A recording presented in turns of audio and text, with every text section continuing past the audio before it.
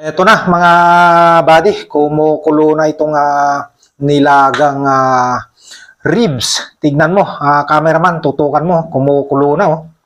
Ayan, napakasarap nito.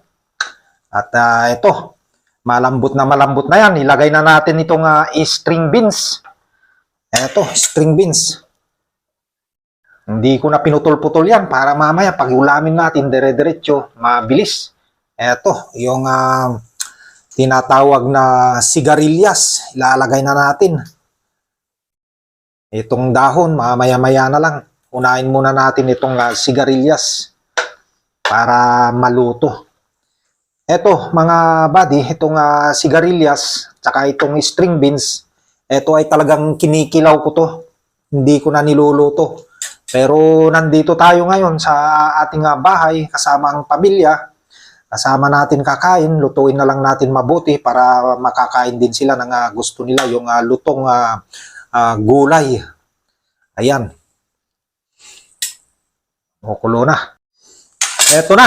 At ilagay na natin itong gulay.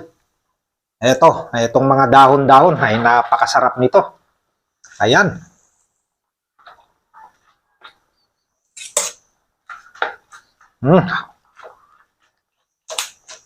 Sandaling-sandali lang to.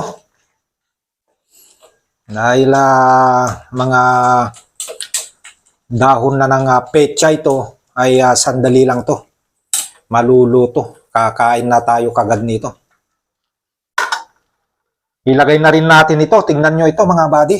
Ito, napakasarap. Haluan natin ng bulaklak ng kalabasa. Ito yung talagang napakasarap. Special ito. Ayan. Ayan.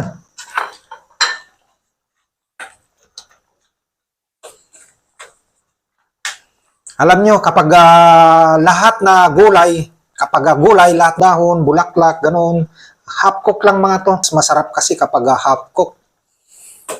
Ayan. Napakasarap nito. Talagang sarap na ng kulo. Ayan oh. Sabaw pa lang na sinasabi nila ay ulam na. Ayan oh. Talagang malinamnam ang sabaw na naman nito. Tikman ko nga kung talagang tunay ito na masarap. Eto na.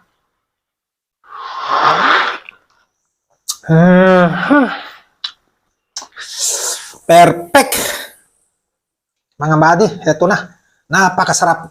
Talagang eto, okay na. At kakain na tayo. Patayin na natin to. Bye-bye. Kakain na tayo.